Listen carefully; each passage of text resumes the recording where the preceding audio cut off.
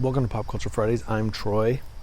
I would say in the last month, I have made a couple of great discoveries before they sort of hit in the mainstream. Dark, which I did an episode about a couple of weeks ago, which is the first ever German Netflix original. Knocked it out of the park. And I discovered something that a friend suggested to me a couple of days ago, and that is a series on Prime called ZeroZeroZero. And it's, as far as I know, it's one season. It seems like it wrapped up pretty nicely, so I don't know if there will be another season. I don't think there needs to be. I think if there wasn't, it would really be an interesting thing to do, to just sort of let it stand as it is, which people tend to have a problem with in terms of the production of things. Normally I'm not going to give any spoilers in this because I don't think a lot of people have seen it or heard of it. I found a few reviews online of it. Some of them were sort of standard and others were just kind of, they liked it, but it was dismissive. They think that it's like some sort of homemade pizza versus the Narcos or whatever Gomorrah feast that you order out, like a delivery pizza, an actual. I don't know. There's no difference between actual pizza and homemade pizza. They're the same, but there is a difference between the two. And anyway, ZeroZeroZero, I think it's one of the best things I've seen in a long time.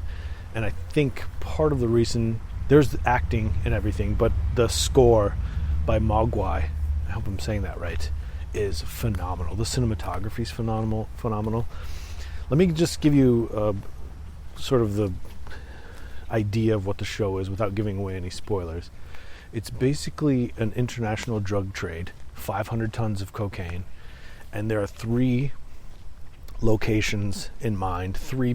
I won't want to say three players, but three locations. New Orleans, which is where the American family that is the broker in this drug trade or drug deal. Gabriel Byrne, Andrea Riseborough, and Dane DeNaan. Andrea Riseborough is great. She was in the movie Mandy. I believe she was Nick Cage's girlfriend, the one who, unfortunately got fucked up, which led to the great Nick Cage screaming scene of Mandy in the bathroom with the bottle of vodka and I don't know if he had pants on or not, but it might have been a pantsless Nick Cage. Understandably, by the way, if you've seen Mandy, screaming in horror at what he just saw. I mean, how could think about it? I remember watching that and people were kind of, I don't want to digress too much here, but people were kind of like laughing about it, but the guy just, after what the guy saw, I think it's pretty understandable. Anyway, the three of them are in New Orleans. They brokered the deal. They have a huge shipping business, and they have port leases and all that, and they ship things around the world. Well, so there's a cartel in Mexico, or one of the cartels. It seems like it's always, I don't understand the cartel business in Mexico, if it's changing hands between families. I have no idea, but there's lots of things happening. That's where the drugs come from. They're going to Italy, to one of the power families in maybe northern Italy. So those are the three players: Italy, Mexico, New Orleans, right? And basically this whole series is very violent, and it's about this shipment of drugs going wrong, essentially.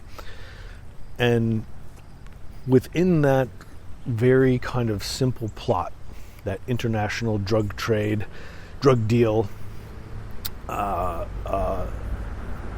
scenario, so many things go wrong, so many things become illuminated. People step up, people become, I don't want to say the word hero, but they become the leader, in different ways. And to me, the brilliance of it, besides the cinematography and the music, are just that you get to see, in the context of darkness, there's a profound sense of a realization of the beauty of life in the moments where you're happy. So there's death everywhere. You don't know who to trust. You feel like you feel really disturbed that there are people walking around in society who are capable of the things that you see in ZeroZeroZero. But at the same time, like particularly with the brother and sister, Andrea Risebaugh's character and Dane Danon's character, they're the daughter and son of Gabriel Byrne's character, and there are moments where they're laughing and like that it's kind of like a slow motion thing happening, and the music just fits so perfectly in every moment, but especially in those ones. And in the context of being surrounded by death and knowing that they're probably not all going to make it by the end of this series, it really emphasizes or makes you appreciate being alive. Makes you think about the fact that people you know and you are going to die. You do not have that much time awake, conscious, happy, healthy. And so it sort of makes me feel like I feel like I do appreciate those moments, or try to take advantage of appreciating those moments as much as I can. But it really sort of drives the point home of, anything can happen. And these are people who are, for whatever reason, getting involved in shipping 500 tons of cocaine, it's a lot of blow, people. And, this is serious business. This is, how much money is that? It's just an infinite amount of money. And for whatever reason, they're taking that chance. People in any scenario, in any sort of mafia or mobster or cartel type movie or series, obviously people are going to kill each other over getting access to that. So the tension, as you can imagine, is pretty high throughout, but you end up caring about the characters, even the ones who are dark. And I don't mean care about them in the sense that you hope they do well, but just you want to see what happens to them in that sense. So it's fantastic. I think it's not getting enough play. I think the New York Times said something about how it's a small morsel appetite while we wait for the next season of Gomorrah.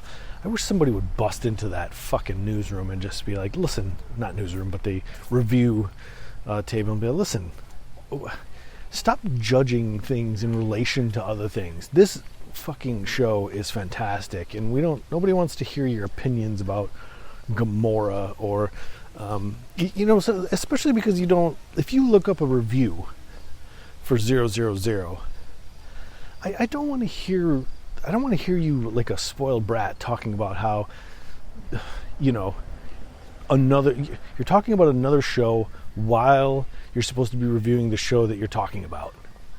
Anyway, great show. I highly suggest it. It's on Amazon Prime. It's 8 episodes, and they're all about an hour.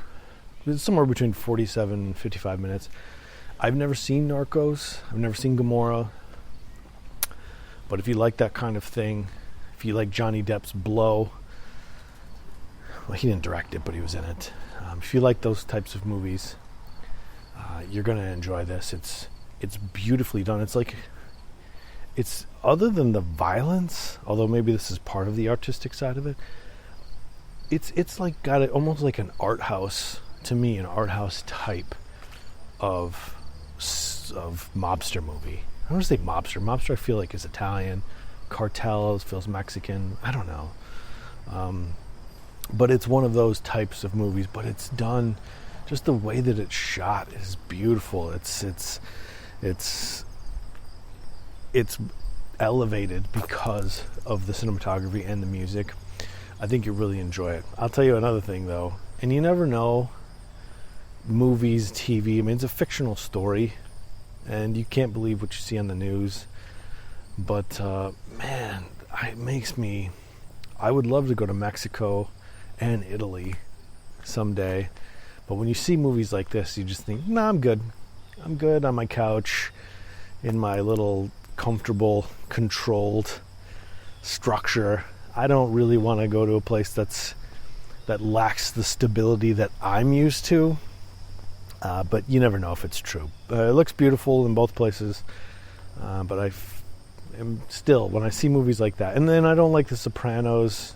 I mean, I liked it, but it reminds me of those moments where you think, I don't want to be getting gas at a gas station next to somebody who's capable of doing the things in those that the characters are in those films or TV shows, if that makes sense. And I know I've already said that, but all right. Hey, listen. Thank you for listening. Why don't you take a visit to thisiswhereyouare.com. Click on the shop official merch. We've got some hot mugs up there. We've got some merchandise. It's a good way to support the show. Plus, you get something out of it. Not that you don't get anything out of this, but I appreciate you listening. I appreciate you spending time with me. I feel very fortunate. I feel very humbled. And I thank you for listening every week. All right, so you can follow everywhere at Pop Culture Fridays, mostly on Instagram. I don't really check anywhere else. And thisiswhereyouare.com. Okay. All right, I'll see you next week. Take care.